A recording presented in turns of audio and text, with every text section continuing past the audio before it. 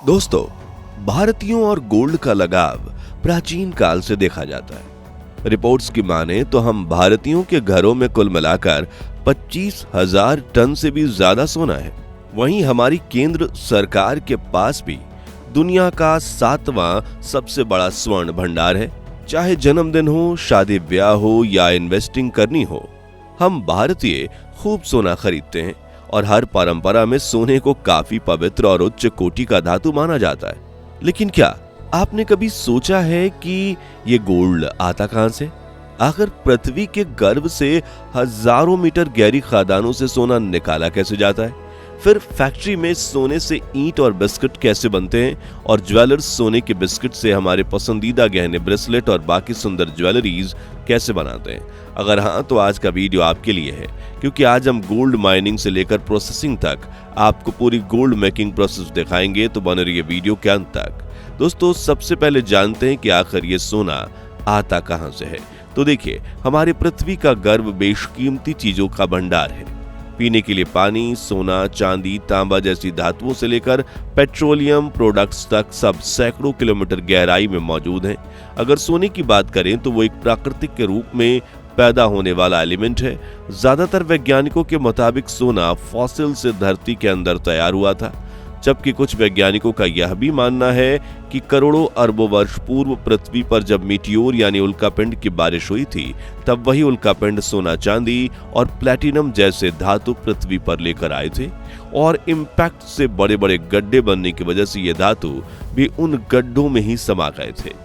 इस तरह धरती के गर्भ में अब भी काफी सोना मौजूद है, लेकिन बदकिस्मती से साइंस या केमिकल प्रोसेस के जरिए लैब में सोना नहीं बनाया जा सकता। इसी वजह से लाखों मजदूर अपनी जान दांव पर लगाकर सोने की खदानों में काम करते हैं और सोना बाहर निकालते हैं, जिसे आपने रॉकी भैया के केजीएफ फिल्म में भी देखा होगा। हालांकि अब अंडरग्राउंड माइनिंग के लिए कई मशीनरीज विकसित हो गई हैं, लेकिन फिर भी इंसानी मदद की जरूरत तो पड़ती ही है। अब खादान से निकाला गया सोना शुद्ध रूप से मौजूद नहीं होता, बल्कि ये गोल्ड ओर के रूप में बड़े बड़े पत्थरों के बीच दरारों में मौजूद होता है। लेकिन पृथ्वी पर ऐसी कुछ जगहें हैं जहां गहराई में सोना मौजूद है, इसलिए सोने वाली जगह को खोजने का काम जियोलॉजिस्ट का होता है। और जब किसी जगह पर सोने की उत्पत्ति की कंफर्मेशन मिल जाती है, तो उस जगह पर डायनामाइट के जरिए धमाकेदार विस्फोट किए जाते हैं और विस्फोट के बाद 300 से 500 मीटर की गहराई से पत्थर निकलना शुरू किया जाता है। अब इन पत्थरों को एक क्रशिंग मशीन की मदद से बारीक टुकड़ों में तोड़ दिया जाता है और यहां से ये कंकड़ पत्थर एक कन्वेयर बेल्ट से होते हुए एक बड़े बर्तन में पहुंचते हैं, जहां इसमें पानी मिलाकर एक वाइब्रेटिंग टाइप मशीन में डाला जाता है, जहां से आगे बढ़ते हुए इन पत्थरों को और ज्यादा पीसकर इनका पाउडर बना दिया जाता है। फिर यह पाउडर एक वाइब्रेटिंग टाइप मशीन में पहुंचता है, जहां कई ग्रूव्स वाला एक स्पॉन्ज बेड होता है। और जब यह मशीन हिलना शुरू करती है तो सोने के कण आगे की तरफ आकर पहले 4-5 ग्रूव्स में जमा होने लगते हैं, जहां से इन्हें उठाकर छान लिया जाता है और इसी तरह पत्थरों से सोना अलग किया जाता है। अब इसे फैक्ट्री में आगे की प्रोसेस के लिए भेजा जाता है, जहां इन्हें ईंट या बिस्किट का आकार दिया जाता है। लेकिन कैसे? तो इसके लिए सबसे पहले पुराने सोने या गोल्ड ओर से निकले कच्चे सोने को ग्रेफाइट, कार्बन या क्ले के बर्तन में रखा जाता है। दरअसल सोने का मेल्टिंग पॉइंट 1064 डिग्री सेल्सियस होता है, जबकि ग्रेफाइट कार्बन के बने क्रूसिबल्स नाम के इस बर्तन का मेल्टिंग पॉइंट 1600 डिग्री सेल्सियस होता है। इसलिए 1100 से 1200 डिग्री जितनी हीट देने से भी बर्तन नहीं पिघलेगा, सिर्फ सोना पिघलेगा। अब इस बर्तन को एक गर्म भट्टी में रखकर तब तक तपाया जाता है जब तक गोल्ड का मेल्टिंग पॉइंट पार होकर सोना पिघलना शुरू ना हो जाए। फिर इस बर्तन को भट्टी से बाहर निकाला जाता है और पिघले हुए सोने को ईंट का आकार वाले फ्रेम में डालकर ठंडा करने के लिए छोड़ दिया जाता है। अब यह ठंडा होने से सोने की ईंट बनकर तैयार हो जाती है। सोने की ईंट करीब 1 किलोग्राम से 12.4 किलोग्राम जितनी बड़ी हो सकती है और दुनिया की सरकारें अब बैंक्स में अपने स्वर्ण भंडारों में स्टैंडर्ड 12.4 किलोग्राम की गोल्ड ब्रिक्स को ही स्टोर करके रखती हैं और इन्हें गोल्ड बुलियन भी कहा जाता है। अब दोस्तों, शादी ब्याह हो या कोई त्योहार, हम भारतीयों को सोने के बिस्किट खरीदना काफी पसंद होता है, क्योंकि उसमें मेकिंग चार्ज भी नहीं लगती और कोई अन्य मेटल की मिलावट भी नहीं होती। लेकिन अब सवाल ये है कि 99.9% प्योर गोल्ड बिस्किट्स आखिर बनाए कैसे जाते हैं।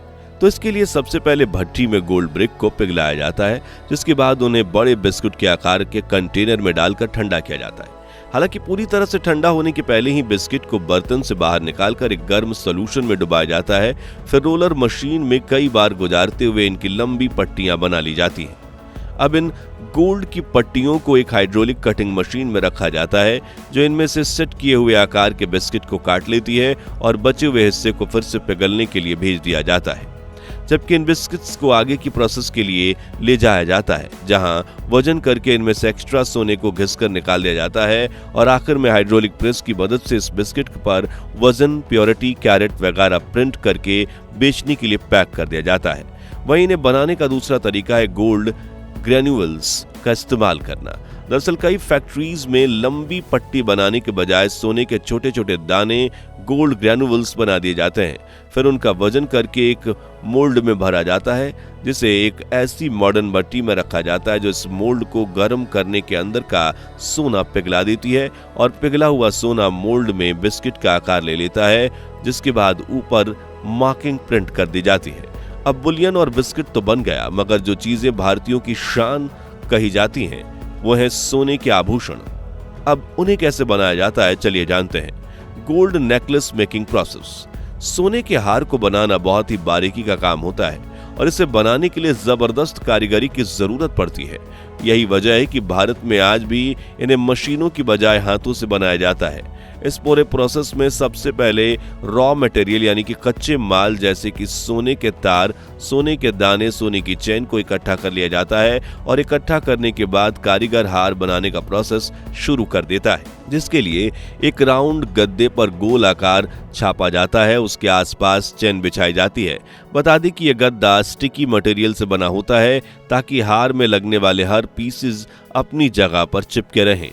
अब कारीगर एक एक करके सभी गोल्ड पीसेस को सही जगह पर रखता है और इसके एक मोल्ड तैयार कर लेता है, जिसके लिए कारीगर एक खास तरह की पेस्ट को हार और गद्दे के ऊपर रखकर उसे सूखने के लिए छोड़ देता है।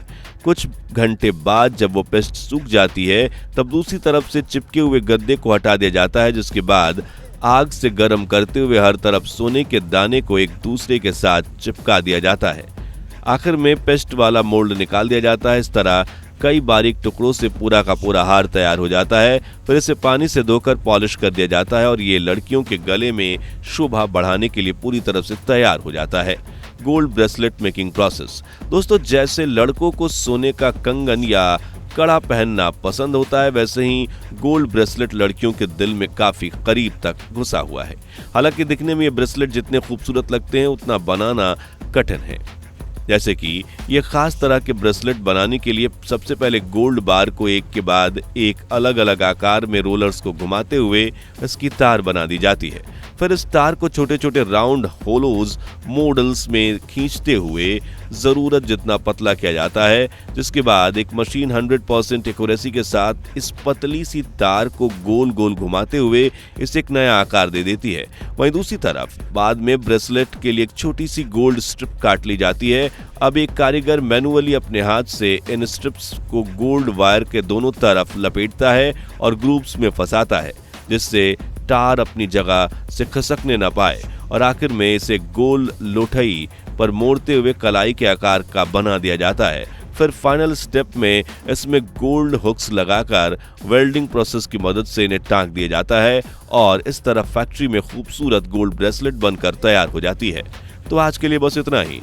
अब आप हमें कमेंट्स में बताइए कि चेन, रिंग, ब्रेसलेट, कंगन और हार में कौन सी गोल्ड ज्वेलरी आपको सबसे ज्यादा पसंद है। उम्मीद है आपको ये वीडियो अच्छी लगी होगी। अगर हाँ, तो इसे लाइक और शेयर करके 11,000 लाइक्स करवा दीजिए और ऐसे ही रोचक मैन्युफैक्चरिंग वीडियोस के लिए हमारे चैनल को सब्सक्राइब करके पास वाली घंटी जरूर बजा दीजिए।